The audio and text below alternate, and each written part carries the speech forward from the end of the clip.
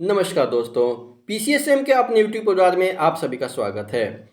अभी हम लोग एनसीईआरटी के 6 क्लास के ज्योग्राफी को कवर कर रहे हैं, जिसमें आज हम लोग अध्याय 7 का अध्ययन करेंगे। आज का टॉपिक होगा हमारा हमारा देश और भारत। हमारा देश और भारत के बारे में आज हम लोग अध्ययन करेंगे।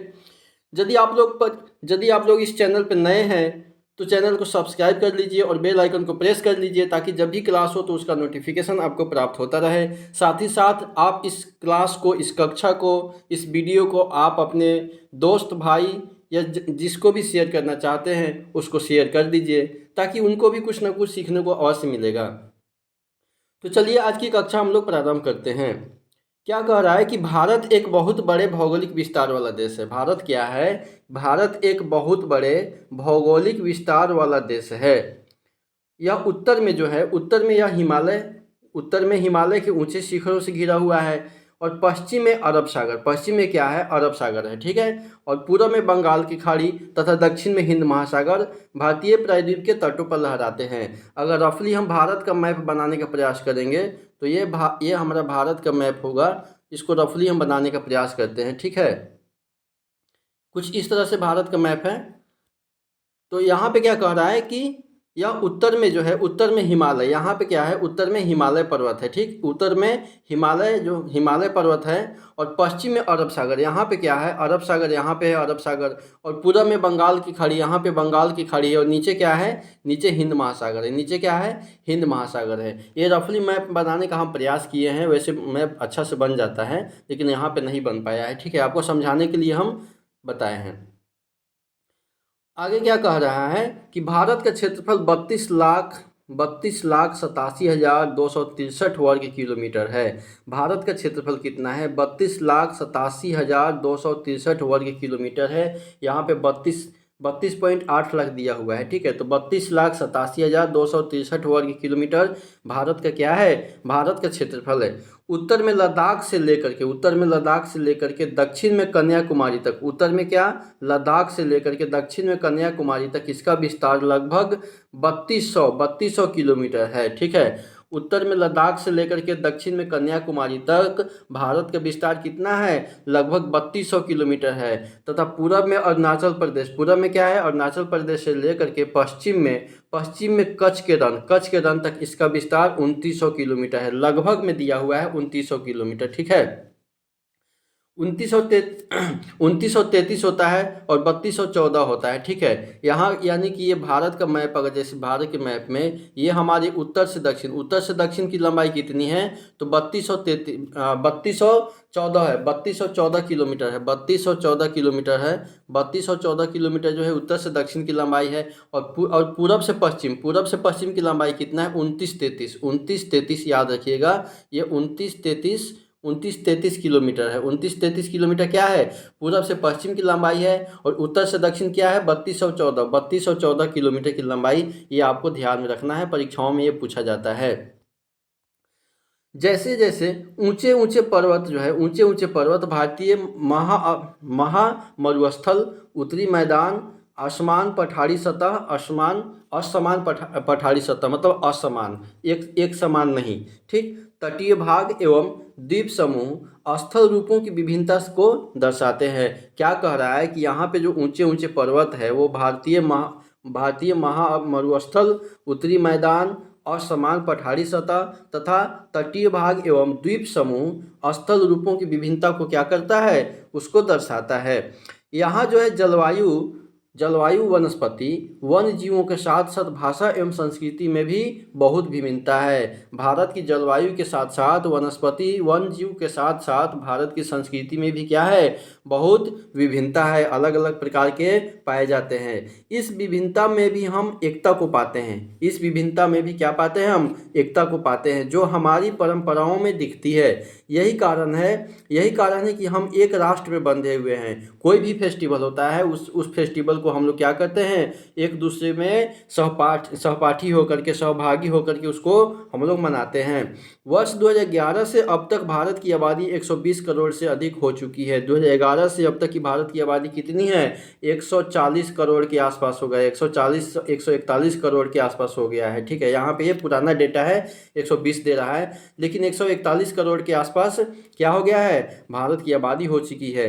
चीन के बाद विश्व का दूसरा सबसे अधिक जनसंख्या वाला देश बन गया है। बिल्कुल सही बात सुन रहे हैं कि चीन के बाद में विश्व का दूसरा सबसे अधिक जनसंख्या वाला देश बन गया है। कुछ दिन पहले तो ये नंबर 1 भी बन गया था, लेकिन फिर बाद में चाइना क्या हुआ, अपना पहला स्थान बरकरार रखा। अब आइए यहाँ पे प्रायद्वीप के बारे में दे रहा है कि प्रायद्वीप किसे कहते हैं। ये छोटे छोटे फैक्ट आपको परीक्षाओं में काफ़ी मदद करेगा, इसको ध्यान रखना है।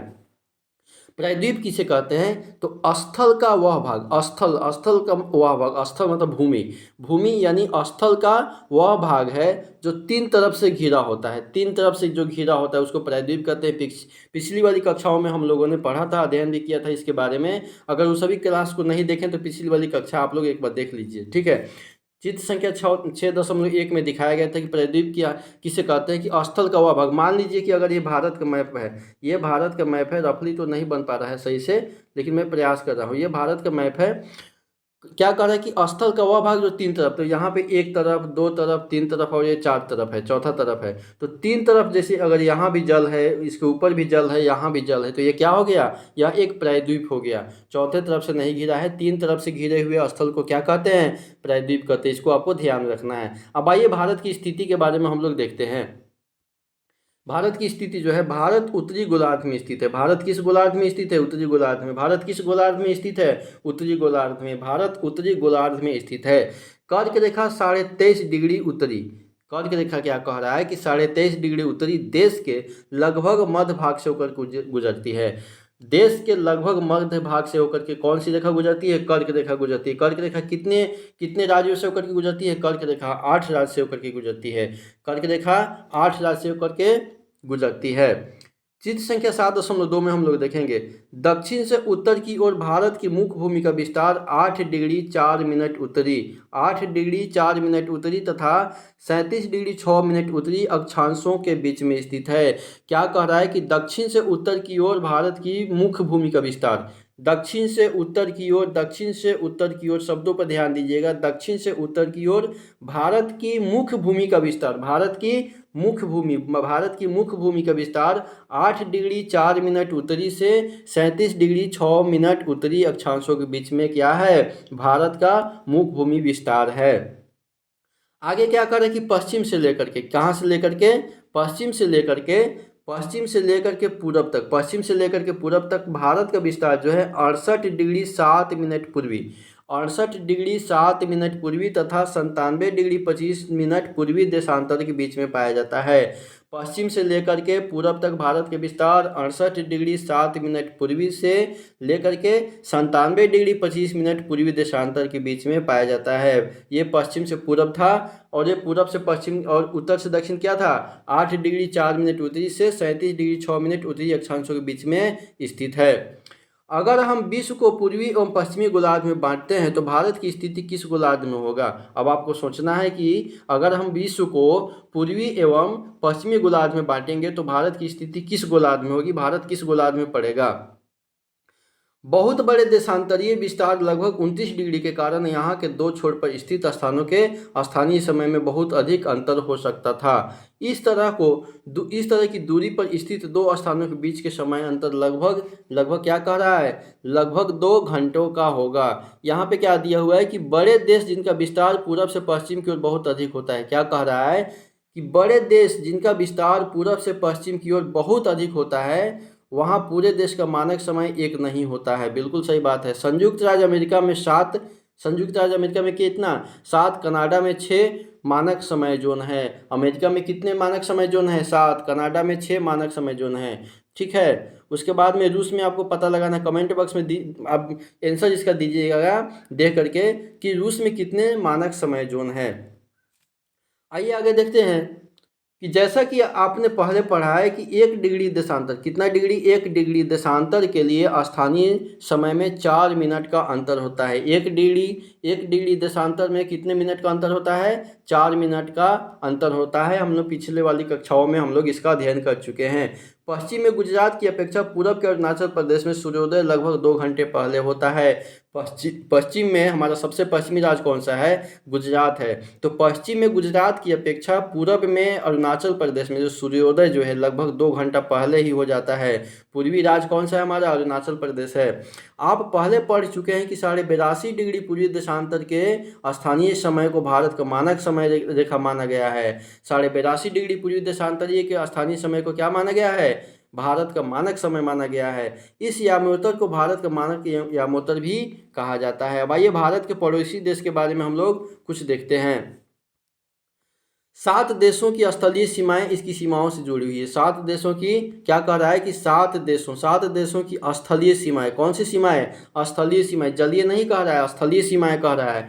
7 देशों की स्थलीय सीमाएं इसकी सीमाओं से जुड़ी हुई है भारत से, ठीक है। चित्र संख्या 7.1 में इन देशों के नाम को हम लोग देखते हैं।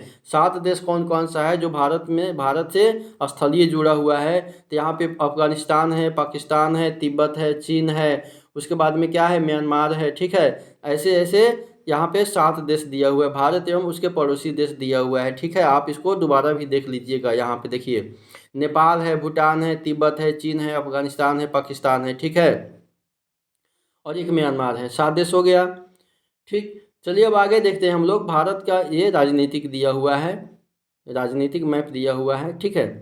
भारत का राजनीतिक मानचित्र दिया हुआ है। आइए, इनमें से कौन कौन से देश हैं जिनकी सीमाएं समुद्र से नहीं जुड़ी है। इनमें से कौन कौन सी देश हैं जिनकी सीमाएं समुद्र से नहीं जुड़ी है।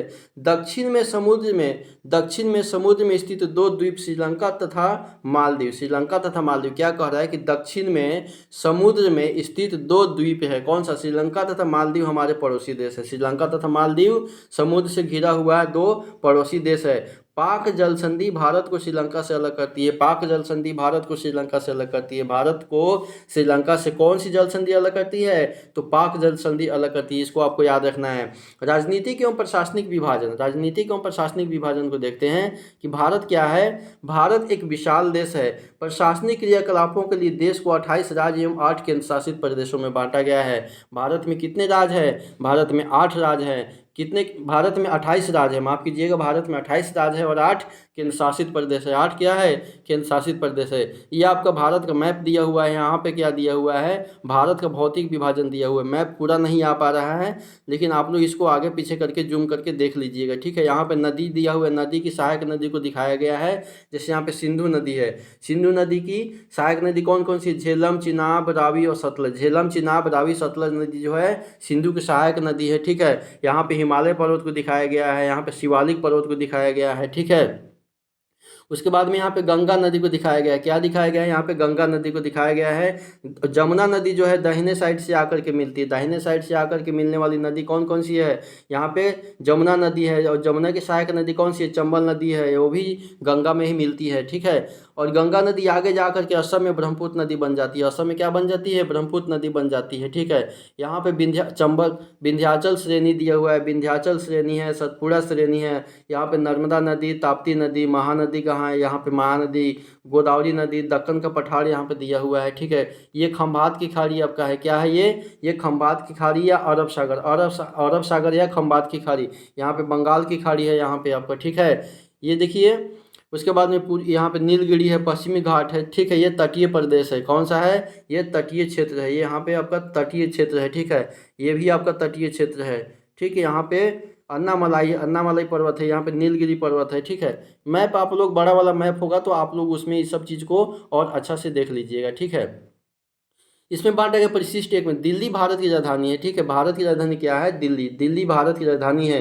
क्यों, क्यों का निर्माण मुख्यतः भाषाओं के आधार पर हुआ है। राज्यों का निर्माण, माफ कीजिएगा, राज्यों का निर्माण जो है मुख्यतः भाषाओं के आधार पर हुआ है। भारत में राज्यों का निर्माण किस आधार पर हुआ है, तो भाषाओं के आधार पर हुआ है। पंजाब में पंजाबी भाषा, बिहार में अलग भाषा, तमिल में, दक्षिण में अलग भाषा बोला जाता है। तो भाषाओं के आधार पर हमारे भारत के राज्यों का विभाजन हुआ है, ठीक है। अब आइए भौतिक विभाजन के भी हम लोग देखते हैं। भारत में पाई जाने वाली भौतिक आकृतियाँ विभिन्न प्रकार की होती है। भारत में पाई जाने वाली विभिन्न आकृतियाँ कैसे होती है, विभिन्न प्रकार की होती है। जैसे पर्वत, पठार, मैदान, तट तथा द्वीप समूह। उत्तर में बर्फ से ढका हिमालय संतरी का कार्य करता है। उत्तर में बर्फ से ढका हुआ हिमालय जो है संतरी का कार्य करता है। हिम प्लस आलय का मतलब क्या होता है कि बर्फ का घर। हिम मतलब क्या होता है, बर्फ। आलय मतलब घर, घर होता है। तो हिम प्लस आलय का मतलब क्या होता है, बर्फ का घर। हिमालय पर्वत को 3 मुख्य समानांतर श्रृंखलाओं में बांटा जाता है। हिमालय पर्वत को कितनी समानांतर श्रृंखलाओं में बांटा जाता है, 3 समानांतर श्रृंखलाओं में बांटा जाता है। सबसे उत्तर में स्थित श्रृंखला को बृहत हिमालय कहा जाता है। बृहत हिमालय या हिमाद्री हिमालय कहा जाता है। इसी श्रृंखला में विश्व की सबसे ऊंची शिखर है। इसी इसी इसी श्रृंखला में विश्व की सबसे ऊंची शिखर कौन सा है, माउंट एवरेस्ट है, ठीक है। बृहत हिमालय या हिमाद्री हिमालय में माउंट एवरेस्ट है, ठीक है। उसके बाद में क्या आता है, मध्य हिमालय या हिमाचल हिमालय। मध्य हिमालय या हिमाचल हिमालय, ठीक है। हिमाद्री के दक्षिण में स्थित है। हिमाद्री के यानी बृहद हिमालय और हिमाद्री के दक्षिण में क्या है, कौन सा है, तो मध्य हिमालय या हिमाचल हिमालय है, ठीक है। हिमाद्री के दक्षिण में स्थित है। बहुत से लोकप्रिय पहाड़ी स्थान एवं स्थिति है। यहाँ पे क्या है, बहुत से लोकप्रिय पहाड़ी एवं स्थान यहाँ पे क्या है, मध्य हिमालय या हिमाचल हिमालय में स्थित है। 5 पहाड़ी स्थानों के नाम से पता लगाइए। 5 पहाड़ी स्थानों के नाम का क्या कीजिए, पता लगाइए। शिवालिक जो है, शिवालिक सबसे दक्षिण में स्थित श्रृंखला है। शिवालिक कहाँ है, सबसे दक्षिण में स्थित श्रृंखला है, शिवालिक है। जैसे अगर ये भारत का मैप है, ये भारत का मैप है, ठीक। थोड़ा सा अच्छा बनाने का प्रयास करते हैं, यहाँ पर जगह भी नहीं है ना। तो यहाँ पे बृहत हिमालय है, क्या है, बृहत हिमालय है। ये हमारा बृहत हिमालय है। उसके बृहत हिमालय या हिमाद्री हिमालय, बृहद हिमालय या हिमाद्री हिमालय है। उसके नीचे क्या है, मध्य भाग में मध्य हिमालय या हिमाचल हिमालय, मध्य हिमालय या हिमाचल हिमालय है। उसके जस्ट नीचे क्या है, दक्षिण में कौन सा है, शिवालिक हिमालय। दक्षिण में क्या है, शिवालिक हिमालय है, ठीक है। आप लोग बड़ा वाला मैप में इसको देखने का प्रयास कीजिएगा, समझने का और अधिक प्रयास कीजिएगा। हिमालय के दक्षिण में भारत का उत्तरी मैदान स्थित है। हिमालय के दक्षिण में क्या है, भारत का उत्तरी मैदान स्थित है। ये मैदान समतल तथा सपाट है।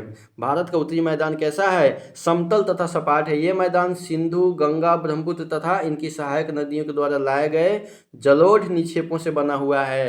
किसके किसके, सिंधु, गंगा, ब्रह्मपुत्र तथा इनकी सहायक नदियों के द्वारा लाए गए निक्षेप से किसका निर्माण हुआ है, भारत के उत्तरी मैदान का निर्माण हुआ है। नदियों का ये मैदान जो होता है कृषि के लिए उपजाऊ भूमि प्रदान करती है, ठीक है। यही कारण है कि इन मैदानों में जनसंख्या अधिक निवास भी करती है। पर्वत पठार पे आदमी तो निवास नहीं करता है। भारत के पश्चिमी भाग में भारतीय महामरुस्थल स्थित। भारत के पश्चिमी भाग में क्या है, भारतीय महामरुस्थल स्थित है। यह शुष्क, गर्म तथा रेतीला स्थल है। यहाँ वनस्पति की मात्रा बहुत कम होती है। यहाँ पे क्या है, भारत के पश्चिमी भाग में वनस्पति की मात्रा बहुत कम होती है। क्यों, क्योंकि यहाँ पे जो मौसम होती है, यहाँ पे शुष्क, गर्म एवं रेतीला स्थान होता है, ठीक है। उत्तरी मैदान के दक्षिण में प्रायद्वीपीय पठार स्थित है। उत्तरी मैदान के दक्षिण में प्रायद्वीपीय पठार स्थित है। इसकी आकृति कैसी है, त्रिभुजाकार है, ठीक है। इसका धरातल काफ़ी ऊंचा नीचा है। इस क्षेत्र में बहुत सी पहाड़ी श्रृंखलाएं तथा घाटियां स्थित है। इसके उत्तर पश्चिम में अरावली श्रृंखला। इसके उत्तर पश्चिम में कौन सा है, अरावली श्रृंखला, जो कि राजस्थान में है। हमने पिछली वाली कक्षाओं में इसका अध्ययन भी कर चुके थे, ठीक है। इसके उत्तर पश्चिम में क्या है, अरावली श्रृंखलाएं स्थित है, जो विश्व की सबसे पुरानी श्रृंखला है। अरावली श्रृंखला है, ठीक है। विश्व की सबसे पुरानी श्रृंखला कौन सा है, अरावली श्रृंखला है, ठीक है। अरावली श्रृंखला के ऊंची चोटी कौन सी है, गुरु शिखर है, जो कि राजस्थान में स्थित है। सबसे नवीनतम शिखर कौन सा है, सबसे नवीनतम हिमालय पर्वत श्रृंखला, जो कि बलित पर्वत का उदाहरण है। ये सब पिछली वाली कक्षाओं में हम लोगों ने अध्ययन कर चुके हैं, ठीक है। बिंद एवं सतपुड़ा भी महत्वपूर्ण श्रृंखला है। बिंद एवं सतपुड़ा भी क्या है, महत्वपूर्ण श्रृंखला है। इन श्रृंखलाओं से होकर के नर्मदा तथा ताप्ती नदियां बहती है। बिंद एवं सतपुड़ा श्रृंखलाओं से होकर के कौन सी नदियां बहती है, कौन सी नदियां प्रवाहित होती है, नर्मदा तथा तापी नदियां। नर्मदा तथा तापी नदियां बिंद एवं सतपुड़ा की श्रृंखलाओं से प्रवाहित होती है। ये पश्चिम की तरफ बहने वाली नदियां हैं। नर्मदा तथा ताप्ती किस तरफ बहती है, ये पश्चिम की तरफ बहती है, पश्चिम की तरफ बहने वाली नदियां हैं, ठीक है। जो अरब सागर में गिरती है। पश्चिम की ओर प्रवाहित होने वाली नदियाँ कहाँ पे गिरती है? अरब सागर में गिरती है। अरब सागर में कौन सी नदी? नर्मदा और तापी के अलावा और भी नदियाँ हैं जो अरब सागर में गिरती है। इस पठार के पश्चिम में पश्चिमी घाट या सह्याद्री पर्वत स्थित है।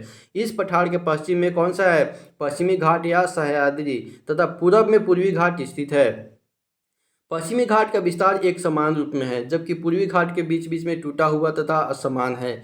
इन पठारों में खनिज जैसे कोयला एवं लौह अयस्क की प्रचुरता होती है। पूर्वी घाट में किसकी किसकी प्रचुरता होती है? पूर्वी घाट में किसकी किसकी प्रचुरता होती है? कोयला एवं लौह अयस्क की प्रचुरता होती है पूर्वी घाट में। ठीक है। आगे क्या कह रहा है कि पश्चिमी घाट के पश्चिम में तथा पूर्वी घाट के पूर्व में तटीय मैदान स्थित है। पश्चिम तटीय मैदान काफ़ी संकरे हैं। पूर्वी तटीय मैदान जो है, पूर्वी तटीय मैदान क्या है? पूर्वी तटीय मैदान अपेक्षाकृत क्या है? अधिक चौड़े है। वहाँ जो है, वहाँ पूरब की ओर बहने वाली कई नदियाँ हैं। महानदी, गोदावरी, कृष्णा तथा कावेरी नदी बंगाल की खाड़ी में गिरती है। बंगाल की खाड़ी में गिरने वाली नदियाँ कौन सी है? महानदी, गोदावरी, कृष्णा तथा कावेरी, जो कि पूरब की ओर बहती है। पूरब की ओर बहती है। ठीक है। बंगाल की खाड़ी भी हमारा पूरब था, अरब सागर पश्चिम में था। ठीक है। तो पूरब की ओर बहने वाली नदियाँ कौन कौन सी है? महानदी, गोदावरी, कृष्णा तथा कावेरी, जो कि पूरब की ओर बहती है और बहती हुई बंगाल की खाड़ी में क्या करती है? गिरती है। ये नदियाँ अपने मुहाने पर उपजाऊ डेल्टा का निर्माण करती है। बंगाल की खाड़ी में गंगा एवं ब्रह्मपुत्र नदियों के मुहाने पर सुंदरवन का डेल्टा स्थित है। क्या कह रहा है कि बंगाल की खाड़ी में गंगा एवं ब्रह्मपुत्र नदियों के मुहाने पर सुंदरवन का डेल्टा स्थित है। सुंदरवन का डेल्टा किस नदी के मुहाने पर है? तो गंगा एवं ब्रह्मपुत्र नदियों के मुहाने पर सुंदरवन का डेल्टा स्थित है। ठीक है। यहाँ पे कुछ दिया हुआ है, ये क्या दिया हुआ है? यहाँ पे गंगा एवं ब्रह्मपुत्र नदी, इसके बारे में थोड़ा सा देख लेते हैं हम लोग। गंगा एवं ब्रह्मपुत्र नदियाँ विश्व के सबसे बड़े डेल्टा का निर्माण करती है। गंगा एवं ब्रह्मपुत्र नदियाँ विश्व के सबसे बड़े डेल्टा का निर्माण करती है। ठीक है। जिसे जिसे सुंदरवन का डेल्टा कहा जाता है। इस डेल्टा की आकृति त्रिभुजाकार है। ठीक है। डेल्टा स्थल का वह भाग होता है जो नदी के मुहाने पर बनता है। अब डेल्टा क्या कहता है कि डेल्टा वह स्थल भाग होता है जो नदी के मुहाने पर बहता है। जहाँ नदियाँ समुद्र में प्रवेश करती है उस जगह को नदी का मुहाना कहा जाता है। जहाँ पे नदियाँ जो है समुद्र में प्रवेश करती है उसको क्या कहा जाता है? उसको नदी का मुहाना कहा जाता है। आगे आइए देखते हैं। यहाँ पे क्या करेंगे? परवाल जो होता है, परवाल किसे कहते हैं? परवाल जो होता है छोटे समुद्री जंतुओं के कंकाल हैं। परवाल जो होता है छोटे समुद्री जंतुओं के कंकाल होते हैं, उसको परवाल कहते हैं। जिसे पॉलिप पॉलिप भी कहा जाता है। जब जीवित पॉलिप मरते हैं तब उनका कंकाल बच जाता है। अन्य पॉलिप की वृद्धि इन ठोस कंकालों के ऊपर होती है जो बढ़ते बढ़ते काफ़ी ऊंचे हो जाते हैं तथा इस प्रकार परवाल द्वीपों का निर्माण करते हैं। जैसा कि चित्र संख्या 7.4 में यहाँ पे बहुत सारे परवाल द्वीपों का यहाँ पे दिखाया गया है। ठीक है। ये परवाल द्वीपों का दिखाया गया है। ठीक है।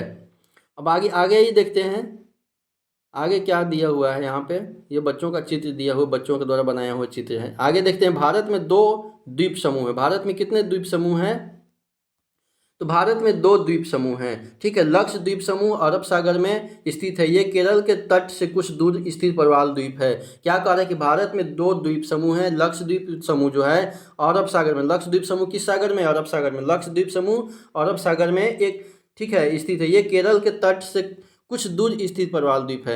और अंडमान एवं निकोबार द्वीप समूह भारत से दक्षिण पूर्व दिशा में बंगाल की खाड़ी में स्थित है।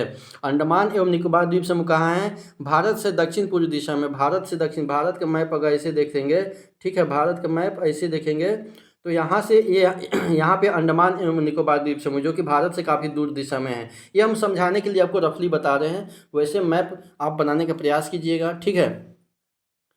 वहाँ पे अंडमान निकोबार द्वीप समूह भारत से दक्षिण पूर्व दिशा में बंगाल की खाड़ी में स्थित है। ठीक है।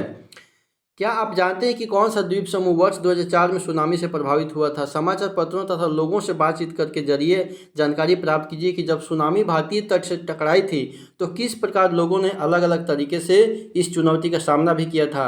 सुनामी एक विशाल सागरीय तरंग होता है। सुनामी क्या है? तो सुनामी जो है एक विशाल सागरीय तरंग, जो हमारे सागर में जो होता है, हमारे समुद्र में जो तरंग उत्पन्न होता है उसको ही सुनामी कहा जाता है। जब समुद्र तल पर भूकंप के कारण उत्पन्न होती है। सुनामी किसके कारण उत्पन्न होती है? समुद्र तल पर भूकंप के कारण उत्पन्न होती है। ठीक है। आगे कुछ प्रश्न दिया हुआ है, इसको हम लोग देखते हैं अभी। हिमालय के सबसे दक्षिण भाग को क्या कहा जाता है? हिमालय के सबसे दक्षिण भाग को क्या कहा जाता है? शिवालिक, हिमाद्री या हिमाचल, क्या कहा जाता है? आप लोग अभी पढ़े हैं। अब सोचिए कि कौन कहा जाता है। सह्याद्री को अन्य किस नाम से जाना जाता है? सह्याद्री को अन्य किस नाम से? अरावली, पश्चिमी घाट या हिमाद्री? पाक जल संधि किन दो देशों के बीच में स्थित? पाक जल संधि भारत श्रीलंका, भारत मालदीव और भारत किसके किसमें? श्रीलंका और मालदीव किसके किसके बीच में पाक पाक जल संधि? इसको देखिए आप लोग। अरब सागर में स्थित भारतीय द्वीप समूह कौन सा है? अरब सागर में कौन सा भारतीय द्वीप समूह है? अंडमान एवं निकोबार द्वीप समूह या लक्षद्वीप समूह या मालदीव, कौन सा है? भारत की सबसे पुरानी पर्वत श्रृंखला कौन सी है? अरावली, पश्चिमी घाट या हिमाचल, कौन सा है? हिमालय। इसमें से आपको देखना है, चूंकि हम अभी पढ़े हुए हैं। ठीक है, दिमाग लगाइए थोड़ा सा। आप लोग कमेंट बॉक्स में उत्तर देने का प्रयास कीजिएगा। ठीक है, खाली स्थान को भरना है। भारत का क्षेत्रफल लगभग कितना है? हम लोग पढ़े हैं, याद कीजिए कितना था? 32,87,362 वर्ग किलोमीटर था। ठीक है, महान हिमालय को किस नाम से जाना जाता है? नर्मदा नदी किस सागर में गिरती है? उसके बाद में डैश भारत के लगभग मध्य भाग से होकर के गुजरने वाली अक्षांश रेखाएं हैं। ठीक है, कर्क रेखा, विषुवत रेखा, कर्क रेखा या मकर रेखा, कौन सी रेखा भारत के लगभग मध्य भाग से होकर के गुजरती है? तो कर्क रेखा भारत के मध्य भाग से होकर के गुजरती है, जो कि 8 राज्यों से होकर के गुजरती है। 8 राज्यों से होकर के गुजरती है। आपको कमेंट बॉक्स में उत्तर देना है कि कर्क रेखा जो है भारत के कौन कौन से 8 राज्यों से होकर के गुजरती है। प्रश्न एक बार फिर से सुन लीजिए। कर्क रेखा जो है भारत के कौन कौन से 8 राज्यों से होकर के गुजरती है? कमेंट बॉक्स में आपको उत्तर देना है। हम तो ये बता दिए कि कर्क रेखा 8 राज्यों से होकर के गुजरती है। तो चलिए, इसी के साथ में वीडियो यहीं पे समाप्त होता है। इसमें थोड़ा सा ही सीखने को था। हम उम्मीद करें कि जो भी था वो आप उसको सीखे हैं। एक दो बार वीडियो को आप लोग देख लीजिएगा तो और अच्छे से आपको समझ में आ जाएगा। बाकी हमने प्रयास किया है आपको समझाने का। ठीक है, बाकी अपना प्रतिक्रिया तथा सुझाव आप कमेंट बॉक्स में हमको देख सकते हैं। तो चलिए, वीडियो देखने के लिए आप सभी का बहुत बहुत धन्यवाद।